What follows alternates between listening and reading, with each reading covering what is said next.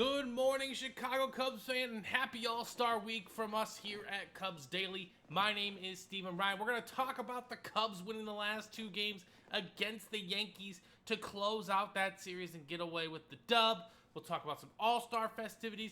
The draft also happened yesterday. We'll discuss some of the picks and the Cubs strategy behind that and some big trade news. No official trades yet, but we can officially add one more name to the sellers list.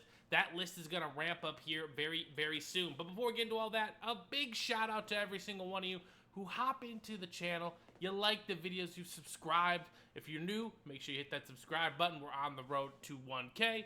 Again, I appreciate everyone that comments, whether you agree or disagree. I'm happy to hear everyone's thoughts. So, continue to smash that like button and let's hop into it, all right? The Cubs do take 2 out of 3 from the Yankees. Matthew Boyd and Shota Imanaga get it done as a dynamic 1-2 punch for the Cubs so far this season. Matt Boyd did his usual all-star job on Saturday in a 5-2 victory, and then Shota slammed the door on the Yankees yesterday in a 4-1 win. Very solid team wins, especially going on the road to New York. You love to see it. Good hitting all around. I mean, again, I can't expect them to score 11 runs. I don't want to watch them score 0 runs. But again, if you get 4 to 5 runs every single game, you're going to win a majority of them, especially when you have good pitching, which the Cubs have shown this season. The pitching staff has been absolutely incredible. The bullpen did its job as well. Palencia was able to get a save yesterday for the first time in what seemed like forever. His stuff was electric per usual, so it was excellent to watch the Cubs take care of business against the Yankees. Once we come out of the All-Star break, we will be seeing the Boston Red Sox at Wrigley. We'll preview that in a video later this week, but let's talk about some more fun news and notes heading into the All-Star break this week. I do expect a lot of trade talk to begin to ramp up here soon as the Cubs draft and everyone else's draft has happened yesterday. The rest of the rounds are going to be happening today.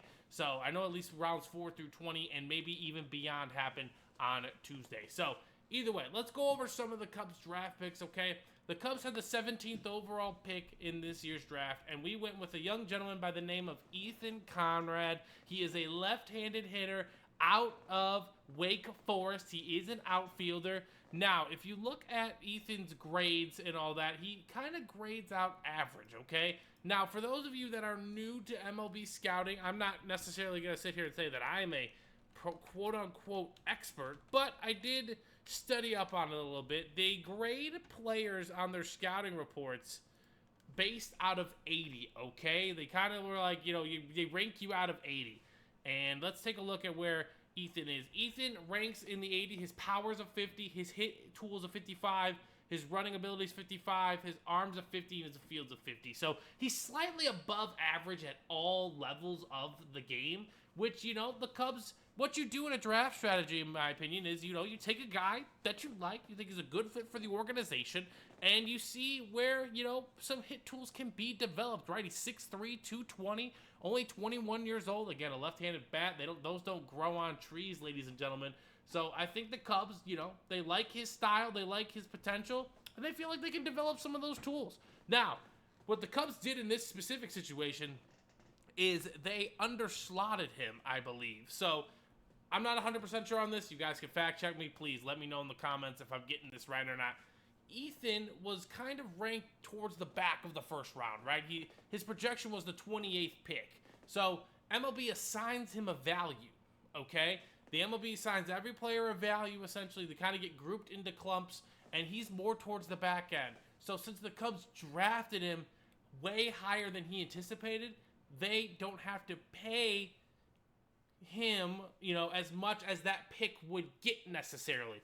So the Cubs do save money in their talent pool fund, essentially. Now, every team gets an allotted pool fund, and if you use it, you lose it, right? You can't save it and then spend it in free agency. You have to use it on the draft. So I think the Cubs do like a lot of these other players in the later rounds, and they kind of want to use that money to pay the later rounds more to get the players that they truly want. So, you know, the Cubs, they're taking a swing on this Ethan guy. You know, when I was talking to some friends about it, like, all right, what are the Cubs interested in here? What are they seeing? And, you know, they kind of were like, say, hey, maybe the front office is thinking ahead, right? They're kind of not getting big for their britches. That's a little bit of an understatement, but they're like, hey, we like this guy. We can develop this guy. We see some potential in this guy. We're going to take our guy. And that's what the Cubs did in this situation as well. So, again, let's take a look at one more time at Ethan Conrad. Ethan Conrad, man, again, 7 home runs in college, 372 average, a very, very solid hitter. Another thing I read on the scouting report is that he is a little bit of a free swinger, so he does swing at balls outside of the zone. If the Cubs can, harness in on that discipline, they can maybe help him sharpen up his tools in that sense. So they took Ethan Conrad. In the second round, they took another outfielder in Kane Kepley out of North Carolina. And then in the third round, they took a pitcher out of Abilene Christian University, Dominic Reed. So those are the first 3 rounds for the Cubs. That happened yesterday. They're going to have a lot more picks going on today. I will try my best to do as much studying as I can and give you guys some of the highlights and news and notes from this draft class. The main pick from this draft class was Ethan Holiday, who's going back to the Rockies, who drafted his dad all the way back in 1998. So that is the Cubs draft. Let's get on to some fun trade news, all right? This is according to Bob Nightingale. He put it in his article for USA Today. The Diamondbacks are, they talked to a lot of GMs around the league, and he said, I don't see a world where the Diamondbacks aren't selling, okay? The Diamondbacks are in one of the tougher divisions in all of baseball. Yes, they're technically in the wild card, but, honestly, it might not be their year. They've had some injuries, et cetera, et cetera. So the rumor is they are making Zach Gallen, Merrill Kelly, Eugenio Suarez, and Josh Naylor available for trade. Curious to see as to who else is interested in some of those other parts. I know the Cubs have been linked to Merrill and Gallen, and slightly linked to Eugenio Suarez. I think it's a good fit for the Cubs potentially. Gallen would be a rental. I think Merrill Kelly would have him for a year or two afterwards, and Eugenio Suarez would be a rental. So as long as the cost is not too high for either of those guys, I think it might be worth to plug them in. And again, if they fall in love with Chicago, maybe Eugenio just likes hitting in Chicago and not hitting against the Cubs. Either way, I would definitely be interested to try either one of those guys out on this Cubs team specifically, because I think they would both plug and play very nicely. I've seen Zach Gallen pitch well in October. Merrill Kelly has done the same as well. So I like that aspect of getting that postseason experience. Obviously the Diamondbacks didn't win the World Series a couple years ago, but they got there as a 6th seed, which was truly, truly impressive. So, again, if the cost is right? I don't think the Cubs are too hasty to, trade away Owen Casey or Kevin Alcantara or anyone in that top 3 unless the right fit is there, and that fit would be here for a few years. So, I don't, again, if the cost is right, I think you got to do the deal.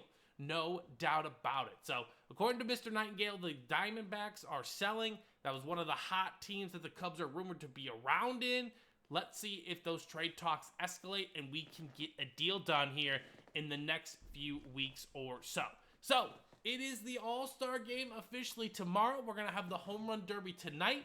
No Cubs are playing in the Home Run Derby, of course, but that just means a nice day off. You get to watch balls leave the yard. Absolutely a fantastic time. Or, you know what? Honestly, this is the 4-day period of the year, ladies and gentlemen, where there are no professional sports among the main sports. So, no NHL, no NFL, no NBA, and no Major League Baseball. So, if you need a debriefer, take a breather, relax, reset. Red Sox are in town on Friday. We got to make sure we're ramped up and ready to go for that one as well. So, either way, I'm excited on Tuesday night to watch PCA and Kyle Tucker start in the All-Star game. Hopefully they get their few swings in, they make some plays, and then they get up out of there, get to rest up, enjoy themselves, and we're back at it again Friday for a hectic second half of the year, right? Because the Brewers are right on our heels. The Brewers are playing incredible baseball, as much as it pains me to say. They're right on our heels, and it's going to be a fight for that NL Central crown to end the season. So again, I appreciate every single one of you who hop on into the videos and check me out. Again, you don't have to. Appreciate the likes. Appreciate the subscribers. I hope you all have a fantastic Monday. I will be back tomorrow with more Cubs Daily, and I'll see you guys soon. Peace.